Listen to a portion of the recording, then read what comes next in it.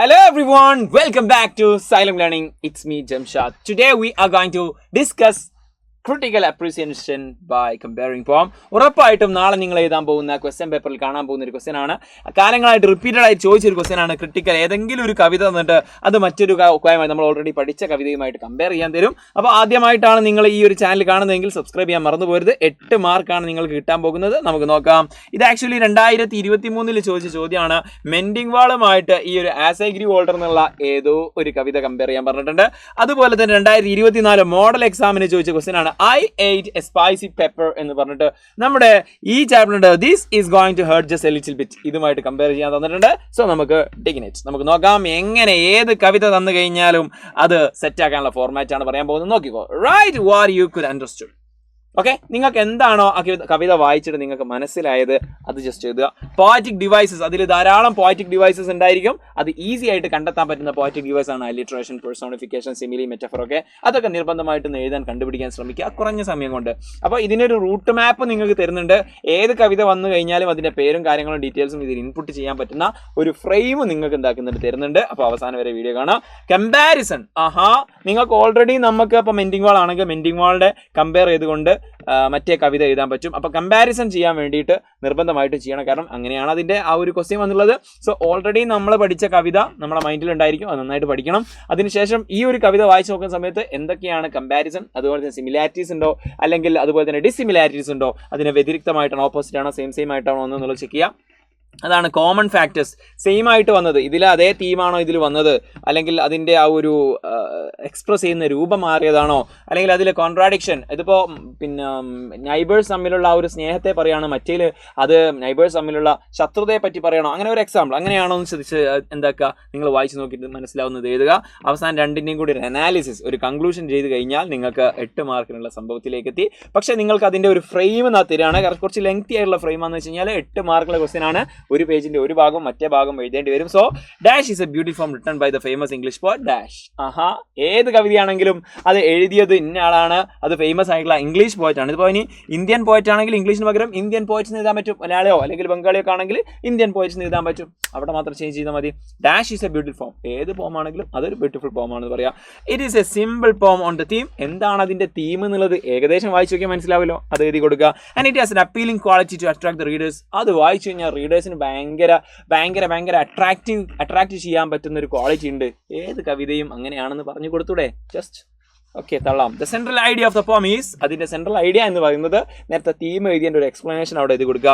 ആദ്യത്തെ സ്റ്റാൻസയിൽ പോയിട്ട് പറയുന്നത് എന്താ, ആദ്യത്തെ ചിലപ്പോൾ സ്റ്റാൻസാക്കി തിരിച്ചിട്ടുണ്ടായിരിക്കും, അല്ലെങ്കിൽ ആദ്യത്തെ 4 ലൈൻസിൽ പോയിട്ട് പറയുന്നത് എന്താണെന്ന് വെച്ച് കഴിഞ്ഞാൽ എന്ന് പറഞ്ഞിട്ട് എന്താണോ നിങ്ങൾക്ക് വായിച്ച് നോക്കിയിട്ട് മനസ്സിലാവുന്നത് അത് എഴുതി കൊടുത്തിട്ട് അതിലെ ലൈന് എൻ്റെ അറ്റൻഷൻ ഗ്രാബ് ചെയ്ത ആ ഒരു ലൈൻ എന്ന് പറഞ്ഞാൽ എനിക്ക് ഏറ്റവും ഇഷ്ടപ്പെട്ട ലൈൻ, ആ ഒരു 4 ലൈനിൽ എൻ്റെ അറ്റൻഷൻ പോയ ലൈൻ എന്ന് പറഞ്ഞിട്ട് ഇതാണെന്ന് പറഞ്ഞിട്ട് അതിനെ ജസ്റ്റ് ഒന്ന് എക്സ്പ്ലെയിൻ ചെയ്യാം. Next one, the poet expresses view thoughts through simple ലാംഗ്വേജിലാണ് അദ്ദേഹം എന്താക്കുന്നത് എക്സ്പ്രസ് ചെയ്യുന്നത്.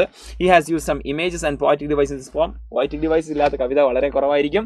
അങ്ങനെ അത് എഴുതി കൊടുക്കാൻ പറ്റും. And language is simple but thought provoking. Simple language ആണ്, പക്ഷേ ചിന്ത ഉണർത്തുന്ന ഒരു കവിതയാണെന്നൊക്കെ പറഞ്ഞു കൊടുക്കാൻ പറ്റും. The rhyme scheme used in the first stanza. First സ്റ്റാൻസയിൽ റൈം സ്കീം ഏതാണെന്ന്, റൈം സ്കീം ഒക്കെ നമ്മൾ LKG മുതൽ നമ്മൾ പഠിക്കാൻ തുടങ്ങിയതാണ്. റൈം സ്കീം ഏതാണെങ്കിലും നമുക്ക് കണ്ടെത്താനുള്ള ഒരു അബിലിറ്റി നമുക്കുണ്ട്. ഇനി ഇൻ കേസ് അതിൽ റൈം സ്കീമോ റൈമിംഗ് വേർഡോ ഒന്നും ഇല്ലെങ്കിൽ it's in a free verse എന്ന് എഴുതി കൊടുത്താൽ മതി. എന്താണ് free verse? Okay, the poet has used a lot of poetic device in the poem enhancing beauty. അതിന്റെ ഭംഗി വളർത്താൻ വേണ്ടിയിട്ട് അതിൽ ധാരാളം എന്ത് നൽകിയിട്ടുണ്ട്, പോയറ്റിക് ഡിവൈസ് യൂസ് ചെയ്തെന്ന് പറയാൻ പറ്റും. The poem consists of ഇത്ര സ്റ്റാൻസ ഉണ്ട്. അത് ഫ്രീ വേഴ്സ് അല്ലെങ്കിലാണ് എഴുതേണ്ടത്. ഇത്ര സ്റ്റാൻസകളാണ് ഇതിൽ കൊടുത്തത്. ഓരോ സ്റ്റാൻസിലും ഇത്ര ലൈൻസ് ഉണ്ട്. ചില 4 ആയിരിക്കും, 5 ആയിരിക്കും എന്നെങ്കിലും ജസ്റ്റ് എഴുതി കൊടുക്കുക.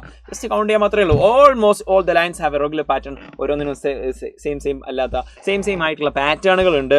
But some of them have irregular pattern. ഇതിൽ ഏതെങ്കിലും ഒരു ലൈൻ യൂസ് ചെയ്യുക. എല്ലാത്തിനും സെയിം പാറ്റേൺ ഉണ്ട് അല്ലെങ്കിൽ സെയിം പാറ്റേൺ ഇല്ല. ഓക്കെ, ഏതെങ്കിലും ഒന്ന് യൂസ് ചെയ്യുക. ചിലതുണ്ടാവും ആദ്യത്തെ സ്റ്റാൻസക്ക് സെയിം പാറ്റേൺ, രണ്ടാമത്തേനും പാറ്റേൺ, അതിന് മാറ്റം വേണമെങ്കിൽ അതിന് മൂന്നാമത്തെ സ്റ്റാൻസക്ക് അതിലധികം വരികളുണ്ട്, പാറ്റേൺ മാറുകയാണെങ്കിൽ ഈ 2 എഴുതി കൊടുക്കാൻ പറ്റും. The poem has A musical quality. Musical quality ഇല്ലാത്ത പോയിണ്ടോ? ഇല്ല, അതുകൊണ്ട് അത് എഴുതി കൊടുക്കാം. ദ റൈമിംഗ് വേർഡ്സ്, നേരത്തെ റൈം സ്കീം എഴുതി, ഇവിടെ റൈമിംഗ് വേർഡ് എഴുതി കൊടുക്കാൻ പറ്റും. It ads melodious quality the പോം. ആ റൈമിംഗ് വേർഡ് ഉള്ളത് കൊണ്ട് തന്നെ കുറച്ച് കേൾക്കാൻ നല്ല രസമുണ്ടെന്ന് പറയാം. ഇറ്റ് ഹാസ് ഫൈൻ റിതം ഉണ്ട്. Alliteration adds on musical quality the poem. Some example of alliterations are, അവിടെ അലിട്രേഷൻ കിട്ടിയില്ലെങ്കിൽ അലിട്രേഷൻ സിമിലിയോ മെറ്റഫറോ അതൊക്കെ പകരം മാറ്റി കൊടുക്കാൻ പറ്റും. അതുപോലെ തന്നെ അസോണൻസ് ഉണ്ട്, അത് ഏതൊക്കെയാണെന്നുള്ളത് അവിടെ എഴുതി കൊടുക്കുക. അത് നല്ലൊരു സൂത്തിങ് എഫക്റ്റ്, കേൾക്കുന്ന സമയത്ത് ഒരു ഭയങ്കര അടിപൊളി എഫക്റ്റ് കിട്ടുന്നുണ്ടെന്ന് പറയാം.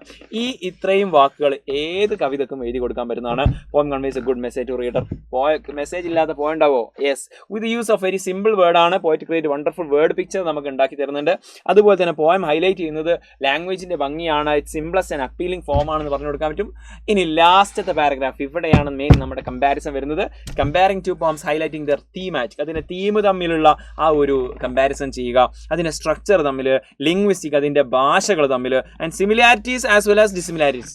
ഇതൊക്കെ തന്നെ തീമിലുള്ള സിമിലാരിറ്റീസ് മാത്രമല്ല ഡിസിമിലാരിറ്റീസ്, അതിന്റെ ഒപ്പം ആണോ വരുന്നത് അല്ലെങ്കിൽ സെയിം ആണോ വരുന്നത് നമ്മൾ ചെക്ക് ചെയ്യുക. If you feel any analysis similarities between the poetic devices such as simile, metaphor, personification തമ്മിലൊക്കെ എന്തെങ്കിലും സിമിലാരിറ്റീസ് നിങ്ങൾ കാണുന്നുണ്ടെങ്കിൽ just mention that also in your question paper, answer paper. Okay, used in the both poem, രണ്ട് പോയത്തിലും. ഇനി conclusion, ഇവിടെയാണ് മക്കളെ ചെയ്യേണ്ടത്. Summarise with your personal opinion. നിങ്ങൾക്ക് രണ്ട് കവിതയും വായിച്ചപ്പോൾ, ഒന്നാമത്തെ നമ്മൾ ഓൾറെഡി അറിയുന്നതായിരിക്കും, രണ്ടാമത്തെ കവിത വായിച്ച സമയത്ത് നിങ്ങൾക്ക് എന്താണ് നിങ്ങളുടെ ഫീൽ, നിങ്ങളുടെ ഒപ്പീനിയൻ എന്താണെന്നുള്ളത് നിങ്ങൾ എന്ത് ചെയ്യുക, ആ പോയത്തിനെ പറ്റിയിട്ടുള്ള അനാലിസിസും കാര്യങ്ങളും നിങ്ങൾ അവസാനം ആ ഒരു ഫൈനൽ പാരഗ്രാഫിന്റെ കൺക്ലൂഷൻ ഭാഗത്ത് നിങ്ങൾ എഴുതി കൊടുത്തു കഴിഞ്ഞാൽ you are going to get 8 mark for this kind of questions. 8 മാർക്കുള്ള ക്വസ്റ്റ്യൻ ആണ്. സോ ഈ വീഡിയോ പറ്റിയുള്ള അഭിപ്രായങ്ങൾ കമന്റ് ചെയ്യുക. ഇന്നത്തെ ലൈവിൽ നമ്മൾ പവറാക്കി, ഇന്ന് രാത്രി ലൈവ് ഉണ്ട്, സൂപ്പർ ലെവൽ സൂപ്പറേഷ് ആക്കിയിട്ട് നമ്മൾ ഇതാക്കും എല്ലാ കാര്യങ്ങളും നമ്മൾ തരുന്നതായിരിക്കും. അതായത് കംപ്ലീറ്റ് ചാപ്റ്റർ, അതുപോലെ തന്നെ അതിൻ്റെ ഗ്രാമർ ക്വസ്റ്റ്യൻസ്, അതിൻ്റെ ഡിസ്കോഴ്സസ് തുടങ്ങിയിട്ട് എല്ലാം ഫൈനൽ ടച്ച് ആണ്. അതുപോലെ തന്നെ മോർണിംഗ് ബൂസ്റ്റർ ഉണ്ടായിരിക്കും. സോ മിസ് ചെയ്യരുത്. Let's in another class with another session. നിങ്ങളുടെ അഭിപ്രായം കമന്റ് ചെയ്യാൻ മറക്കരുത്. ബൈ.